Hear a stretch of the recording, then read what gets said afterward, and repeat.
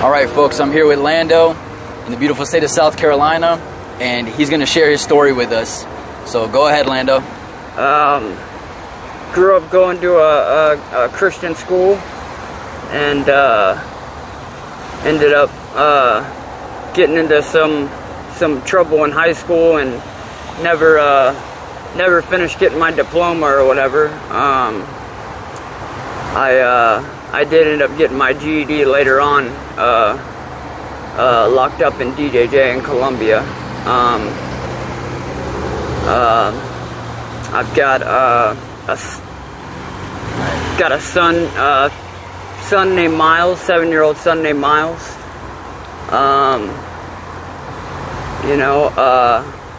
Currently homeless. Never thought I would end up here exactly, but I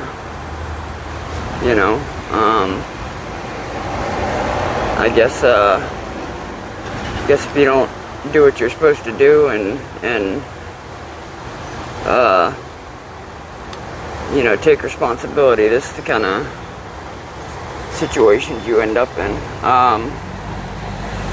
Let's see, life story. Yeah, like let's start with maybe you said you went to Christian school. Yeah. Right. So like, how was that? I enjoyed it. I really did. I used to go to youth group twice a week, and Christian, like I said, Christian school, which I enjoyed until I got a little bit older, and then it kind of all felt forced, which kind of rubbed me away from it a little bit. And then once I moved over into a public school, I kind of left all that other Christian stuff behind. Okay. Yeah. Ended up getting into a lot of trouble, which moved me around a lot. I kind of tried to follow family a little bit, but kind of the black sheep of the family too, though. Okay. What makes you say that? What makes you say that you're the black sheep of the family? Well, I've got 2 older brothers that are, successful. Like you remind me of them. You know what I mean? I appreciate that, man. Got their stuff together. You know what I mean?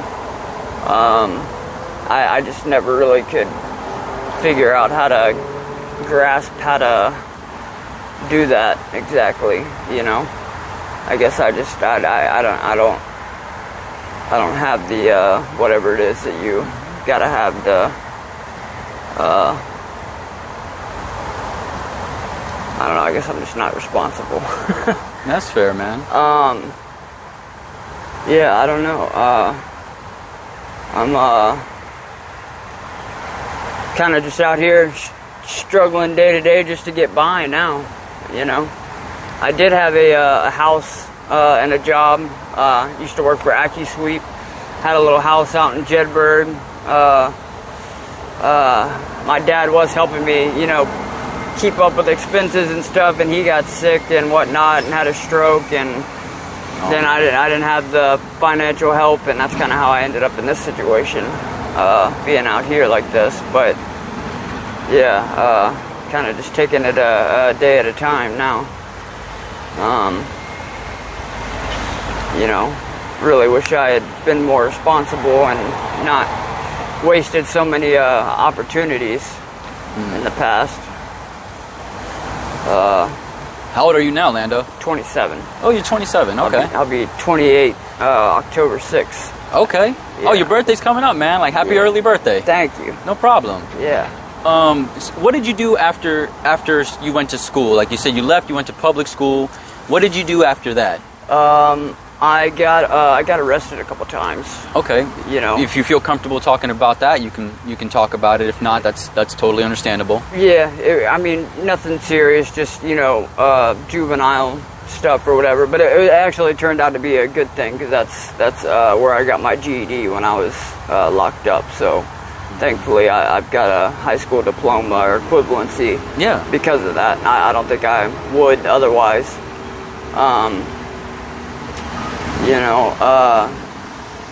And after that, I just, you know, jumped from job to job. Never really held a job for very long. Struggled with just kind of taking care of myself. I don't know, it's been rough. But how was Juvenile Hall? Like how was that experience? It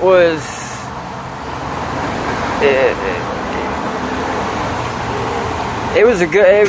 Honestly, it was a good experience. You know, they force you to, you know, adhere to, you know, a schedule and a routine, and you know that routine is really what, you know, helps you you know, get through the day, and that structure helps you you know, accomplish everything that they expect of you. So it was actually a good thing. If I could have carried on those, you know, same habits that I was picking up while I was there after I left there, you know,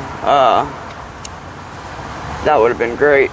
But you know, I find I become complacent way too easy, and then once you become complacent, it's just all downhill from there. But is there anything besides the complacency stopping you now from applying those habits that you learned in Juvenile Hall? Well, I don't know how familiar you are with like addiction and stuff like that, but I'm struggling with you know, an addiction to heroin. Okay. And that's it's not something you can just, you know, decide that you're done with one day. You know, you can't just decide you're not going to do heroin today and you know, sleep fine that night. It's unfortunately something that, you know, you have to get just to be able to function on a daily basis, and it's completely taking control of my entire life at this point. Okay. And do you remember maybe what introduced you to substance abuse of that nature? Yeah, being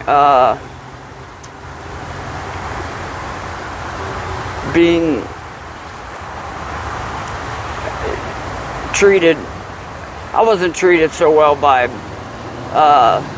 one of my parents coming up, and you know, being able to go and get high or whatever was kind of a easy escape, you know. And I just never stopped using that as a way to avoid, you know, life's stress and problems, you know, which most people don't go get high when they encounter, you know, stressful situations in life. But, you know, that's what I started doing, and it's hard to stop. If you don't mind, earlier you said that your father had a stroke. Which one of your parents mistreated you coming up? Your pop? Yeah. Is he still around? Is my mom still around? No, you said your mom or your pop was the one? My mom. Oh, your mother. Sorry. I apologize. She is around. I haven't spoken to her since I was about 17, probably 10 years ago or so. Okay. Have you ever thought about getting some kind of treatment, or maybe going to rehabilitation for substance abuse? I think about it every day. It scares the heck out of me to just the thought of going through the you know, withdrawal process is terrifying. But yeah, I would love to. Could I ask you a really deep, critical question? Does it terrify you more to go through the withdrawal process, or to reflect on the possible future that you'll never stop having substance abuse? Does one give you more fear than the other? Yes, it's weird because it's one of them's more of an immediate physical fear, physical pain kind of fear, and the other's more of like a, regret type thing. You know what I'm saying? Yeah, of course. But I think I definitely would rather go through the withdrawal than have to live with, knowing I could have done something else to have a better life and never did it, Yeah. I think just off of us talking for a little bit here, I feel like you don't have any bad energy. Like, man, I feel really comfortable speaking to you. Yeah. So I would like to think that maybe the fear of the long vision would be larger to you than the immediate fear of the physical. Yeah, I agree. Yeah, I feel like you got a really like level head. You're speaking consciously. You've been a great interviewee. So it's like, yeah, man. I feel like you could have an amazing future, Lando. Truly. Heck yeah. And just for reference, I'm 29. So it's like, oh wow. You and I, not so far in age. Yeah.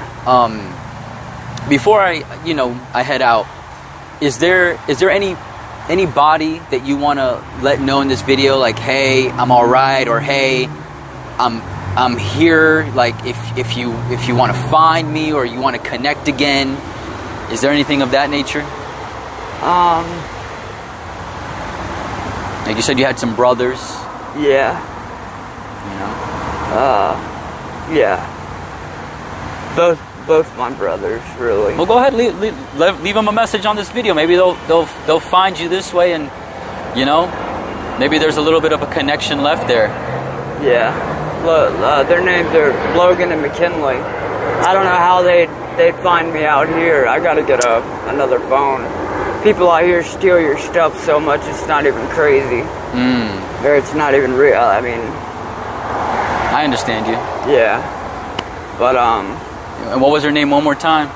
Their names? Yeah. Logan and McKinley Bennett. Logan and McKinley Bennett. Yeah. Yeah, man. If is there anything you want to say to them?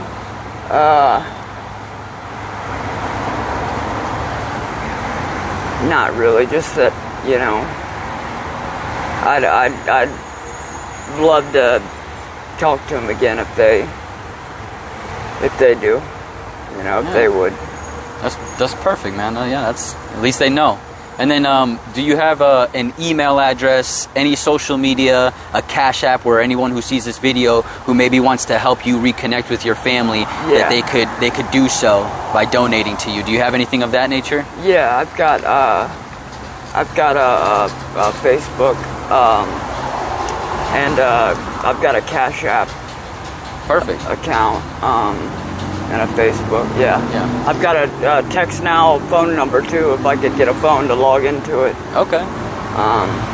I can give you that information. Yeah, and then we could put it into the description of the video, and anyone who wants to help you out, they can do so. I'll grab that. But damn, man, I have to say, thank you for giving me your time today. I really appreciate it. Yeah. I hope that you reconnect with your family, and I also hope that you reconnect with your long-term goals. Yeah. So I appreciate it. Yeah. Anything else? Anything you want to let just the general public know about, being on a substance and living this kind of life? Any kind of like advice you want to give anyone before I let you go?